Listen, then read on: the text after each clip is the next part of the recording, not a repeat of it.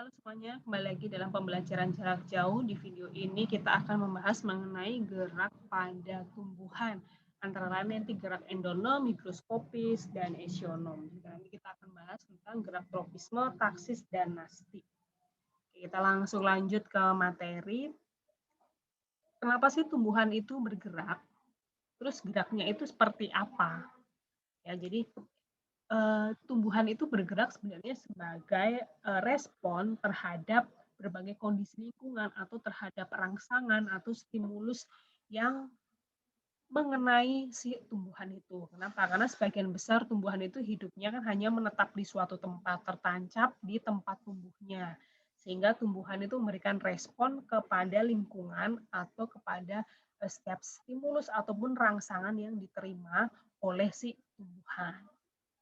Ada 3 macam gerak pada tumbuhan, yaitu gerak endonom atau autonom, gerak higroskopis, dan gerak esionom ya, atau gerak etionom. Gerak endonom itu disebut juga gerak autonom karena berasal dari diri tubuh tumbuhan sendiri tanpa ada rangsangan dari luar. Sedangkan kalau higroskopis dan etionom itu karena rangsang dari luar. Yang tidak ada rangsang dari luar itu autonom ya, auto dari dalam tubuh tumbuhan itu sendiri. Contoh gerak autonom atau endonom itu adalah gerakan kloropas saat mengelilingi isi sel atau siklosis pada sel-sel daun hidrilla.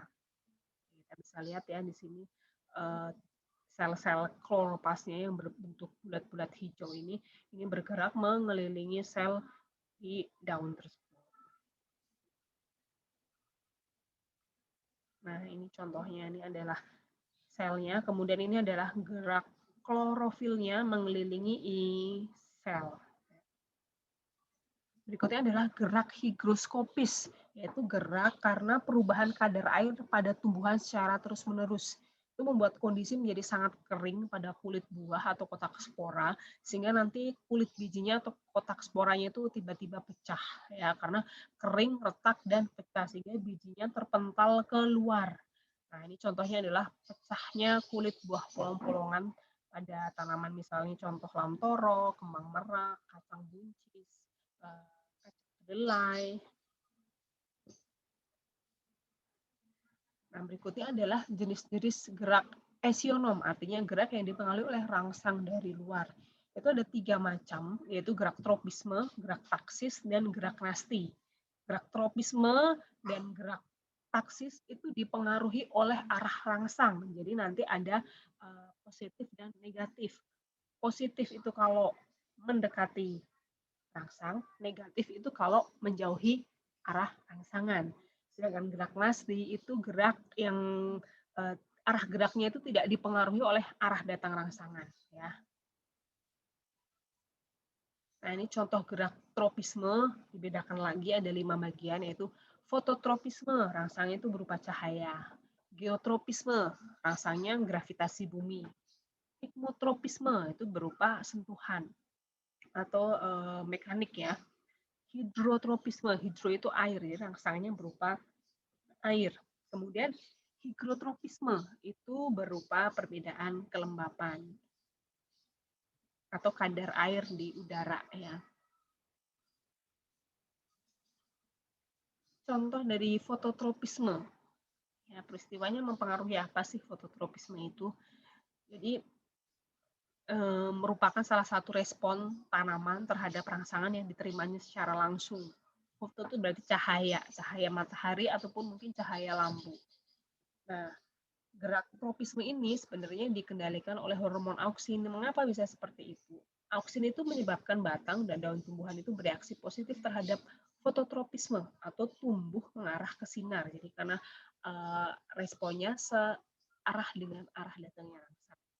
Nah, hormon auksin ini aktif di ujung batang. Akan tetapi distribusi penyebaran auksinnya itu tidak merata. Mengapa? Karena auksin itu akan terkumpul lebih banyak di sisi batang yang jauh dari sumber cahaya. Karena hormon itu bisa rusak kalau kena cahaya terlalu lama atau intensitasnya terlalu tinggi. Nah, bagian atau sisi batang yang tidak terkena sinar itu tumbuh lebih panjang. Kenapa? Karena hormonnya lebih banyak. Sehingga nanti batangnya itu akan membengkok ke arah sinar. Jadi kurang lebih itu ilustrasinya seperti ini. Ini adalah contoh video ketika tumbuhan itu merespon rangsang. Jadi seakan-akan bergerak ke arah cahaya, makanya disebut fototropisme positif. Nanti kurang lebih kalau tanaman sebagai percobaan misalnya seperti ini. Jadi tanamannya, kecambahnya itu seperti membelok ke arah cahaya. Kenapa sih? Karena kalau kita lihat di sini hormon auksin ini yang bulat-bulat ini hormon auksinnya ketika terpapar oleh cahaya matahari, hormon auksinnya akan berkumpul di satu sisi. Nah, hormon auksin ini membuat pertumbuhan batang menjadi lebih cepat, sedangkan yang hormonnya sedikit itu pertumbuhannya lebih lambat. Karena pertumbuhannya lebih cepat, maka nanti batangnya itu akan menjadi melengkung, jadi seakan-akan menuju ke arah matahari, membengkok ke arah matahari. Nah, karena pertumbuhan batang itu tidak sama cepat. Satu sisi lebih lambat, satu sisi lebih cepat. Sehingga akhirnya ini tumbuhan seperti membelok ke arah datangnya cahaya. Berikutnya adalah geotropisme atau gerak akibat pengaruh gaya gravitasi bumi. Kalau searah dengan arah gravitasi bumi itu disebut gerak geotropisme positif, tapi kalau yang berlawanan arah itu geotropisme negatif. Seperti misalnya kalian lihat di sini ada tanaman, potnya kemudian jatuh, tapi tanamannya tetap bisa tumbuh ke atas, sedangkan akar tetap tumbuh ke bawah, dan ada peristiwa di sini pembelokan. Lagi-lagi disebabkan juga karena hormon auksin ya. Hormon auksin itu menghindari paparan cahaya. Jadi tempat yang nanti berkumpulnya hormon auksin lebih banyak, nah itu nanti tanamannya akan tumbuh lebih panjang sehingga nanti akan menyebabkan tanaman ini bengkok ke atas. Jadi kenapa sih akar tumbuh ke bawah dan pucuk tumbuh ke atas?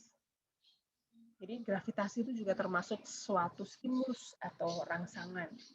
Nah, jika akar tumbuh secara mendatar, maka selanjutnya akan melengkung ke bawah.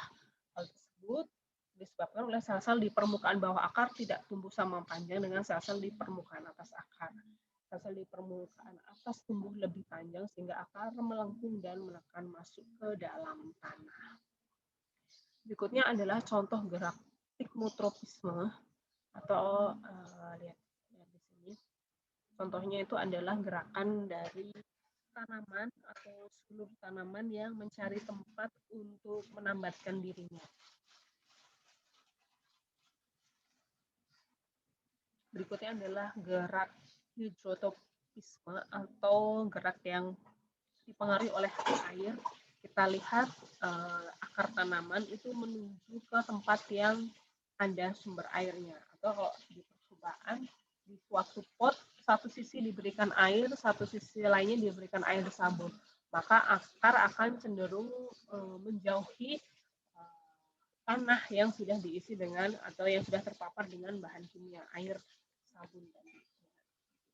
Atau kalau misalnya tanaman diberikan stimulus berupa pupuk akarnya, tanahnya, maka akar akan mengarah ke tanah atau ke arah yang di situ banyak pupuknya atau banyak nutrisinya. Berikutnya adalah gerak taksis. Gerak taksis itu gerak yang sebagian ataupun seluruh bagian tumbuhan karena pengaruh rangsangan. Contohnya adalah gerak pindah tempat organel klopas di dalam sel ketika sel-sel elodea itu disinari. Karena dipengaruhi oleh rangsang cahaya, maka disebut fototaksis. Kemudian gerak-gerak sel gamet jantan menuju sel gamet betina pada lumut disebut dengan kemotaksis. Jadi ada dua macam gerak taksis ya, fototaksis dan kemotaksis. Foto itu dipengaruhi cahaya, sedangkan kemotaksis dipengaruhi oleh bahan kimia. Bisa contohnya misalnya sejenis material protein ataupun material karbohidrat misalnya, ataupun mineral-mineral yang lain.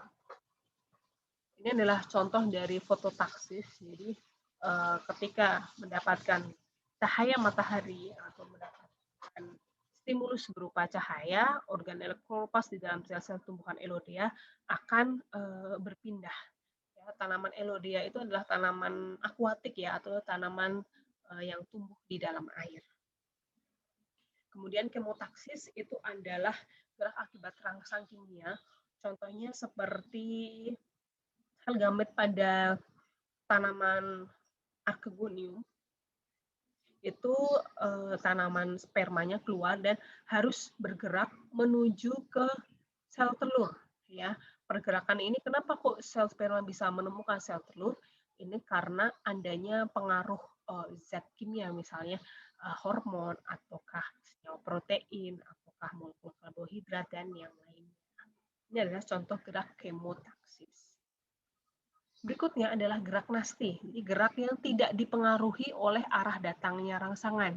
Jadi geraknya bebas. Contohnya adalah niktinasi karena rangsangan gelap, seismonasti karena sentuhan mekanik, hiponasti itu tanaman polong-polongan, daunnya mengatup ke atas, sedangkan epinasti itu kebalikannya ya, daunnya mengatup ke bawah.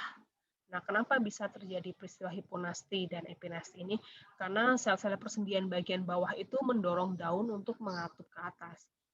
Hal itu disebabkan oleh air dari sel-sel persendian dialirkan ke bagian bawah, sehingga sel-sel persendian bawah mengembang dan bagian atasnya menyusut. Nah, kalau epinasti itu kejadiannya kebalikan dari hiponasti. Kemudian gerak nasti berikutnya adalah termonasti karena perubahan suhu, fotonasti karena perubahan cahaya, nasti kompleks itu diakibatkan oleh rangsangnya lebih dari satu atau rangsangnya bersifat kompleks. Misalnya karena ada gabungan dari cahaya, suhu, air, dan zat kimia membuat gerak nasti kompleks. Nah, niktinasti itu karena rangsang gelap, kalau fotonasti itu merupakan rangsang karena adanya cahaya. Jadi bedanya niktinasti dengan fotonasti ya. Ini adalah contoh gerak niktinasti ketika malam hari atau ketika gelap. Lihat di sini ini jam 18 ya. Nah, ini jam 17 belum mulai gelap. Ketika sudah mulai gelap, tanam-tanaman seperti misalnya daun petai Cina, daun turi, itu akan mengatupkan daunnya, ya itu karena langsung adanya gelap. Kalau seismonasti itu karena pengaruh sentuhan ya atau mekanik, contohnya pada daun putri malu kalau disentuh dia akan mengatupkan daunnya. Berikutnya adalah gerak hiponasti, epinasti, dan haptonasti. Jadi hiponasti dan epinasti itu adalah menutupnya daun ya, tapi beda yang satu. Daunnya menguncup ke atas, kalau epi itu menguncup ke bawah. Sedangkan haptonasti itu adalah rangsang serangga. Ini adalah contoh tanaman pemakan serangga ya, begitu ada serangga yang mengalir yang datang ke bagian daunnya, kemudian daun ini akan menutup menangkap si serangga tersebut.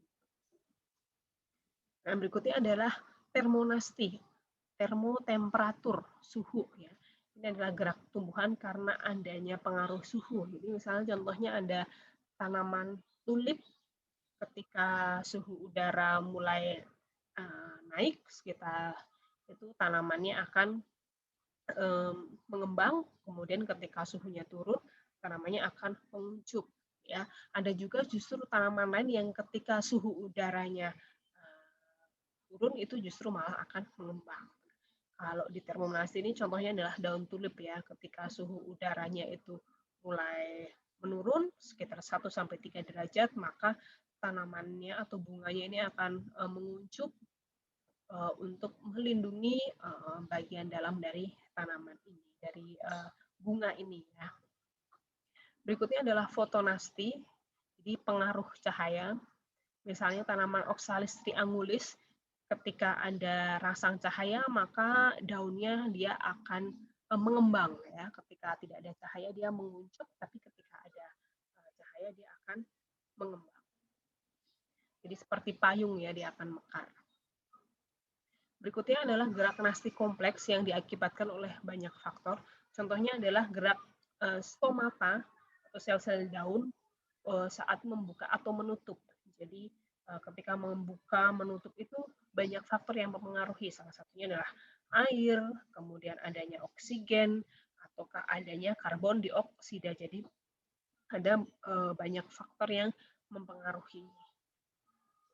Kemudian apakah kelembapan udara, ya. Jadi banyak faktor yang mempengaruhi untuk gerak nasti kompleks. Nah, demikian tadi pembelajaran jarak jauh kita untuk materi gerak tumbuhan. Semoga bisa membantu dalam belajar. Tetap semangat dan tetap menjalankan protokol